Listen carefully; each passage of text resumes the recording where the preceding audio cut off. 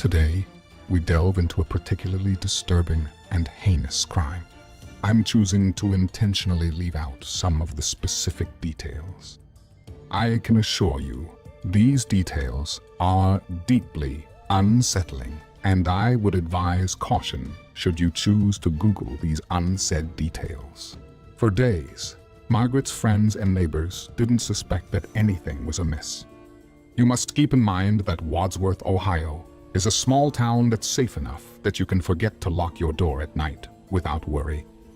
There are no bars over windows to keep burglars out. You can leave your car running when you go into a convenience store.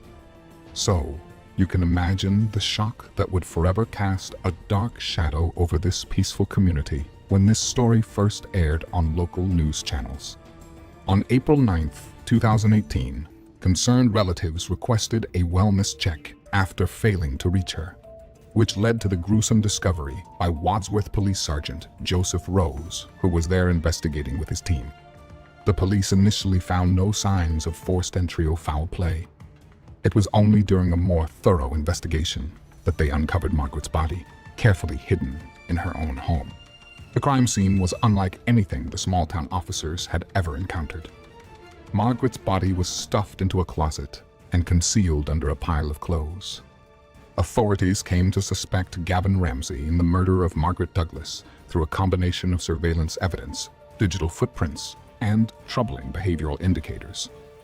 On the day Margaret disappeared, surveillance cameras captured Ramsay loitering around her residence, engaging in suspicious activities such as peering into windows and checking doors, suggesting an intent to burglarize or worse.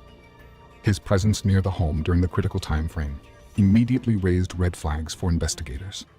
Further suspicion arose from an analysis of Ramsay's mobile phone data, which placed him in the vicinity at the time of the crime.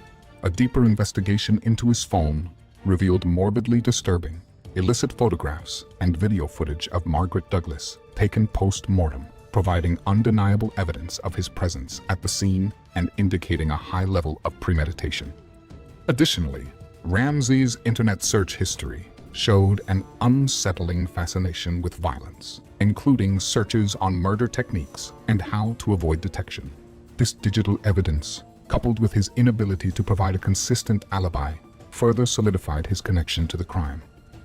Ramsay, known as a loner with peculiar habits, had previously exhibited antisocial behavior that, in hindsight, suggested he was capable of such a violent act. After the crime, Ramsay's actions continued to incriminate him. He attempted to clean up the scene after hiding Margaret's body in a closet. His calm demeanor in the aftermath, without any apparent distress or shock, was particularly chilling, which contrasts sharply with what one might expect from someone uninvolved in such a horrific event. The images documenting his intimate acts with the deceased revealed evidence of sadistic tendencies and a compulsion for control, coupled with a disturbing level of psychosexual deviance. The recording, likely intended to fulfill a desire to relive the crime, suggested that Ramsay's actions were not only premeditated and methodically carried out, but also hinted at the potential for repetition.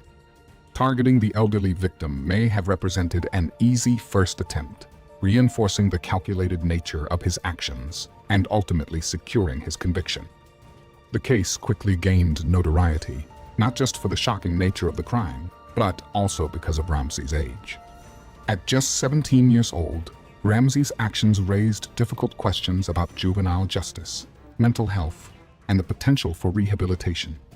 Gavin Ramsay's case underwent a bind-over or transfer hearing, a legal process in Ohio where a juvenile court judge determines whether a juvenile should be tried as an adult. Given the severity and premeditated nature of Ramsay's crime, along with his age, the judge decided to transfer the case to adult court. This decision allowed Ramsay to be charged as an adult, with aggravated murder, kidnapping, abuse of a corpse, and aggravated burglary. During the trial, the defense argued that Ramsay's young age and potential for rehabilitation should be considered in his sentencing. The defense attempted to paint a picture of a troubled youth whose actions, though heinous, stemmed from deep psychological issues that could potentially be addressed with the right interventions. They suggested that Ramsay's escalating deviance could have been caught earlier with proper mental health care, which perhaps could have prevented the tragedy. In January 2019, Ramsay was sentenced to life in prison without the possibility of parole. The judge emphasized that the severity of the crime, combined with the overwhelming evidence of premeditation, made Ramsay a significant threat to society, one that could not be mitigated by his age or the possibility of rehabilitation. The case of Gavin Ramsay raises important questions about the psychological factors that may lead a young person to commit such a brutal crime. Ramsay's behavior, as revealed during the investigation and trial, suggested deep-seated issues that had gone unaddressed for years. His fascination with violence, his antisocial behavior, and his careful planning of the murder all point to a troubled mind, one that might have been helped with early intervention. This naturally leads to questions about parental responsibility. If Ramsay's parents had been more aware of his mental state, could they have sought help before his behavior escalated to murder?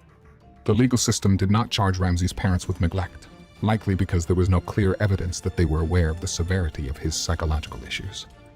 However, the case does highlight the importance of parental vigilance and the need for proper mental health support when one's child exhibits signs of distress or deviant behavior.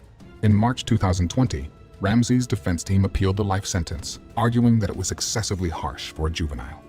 They continued to emphasize his age and the possibility that, with the right treatment, Ramsay could be rehabilitated. However, the Ohio 9th District Court of Appeals upheld the original sentence. The appeals court cited the calculated nature of Ramsay's actions and the overwhelming evidence against him as justification for the life sentence.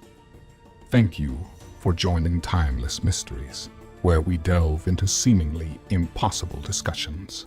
Please like and subscribe to stay updated on future episodes.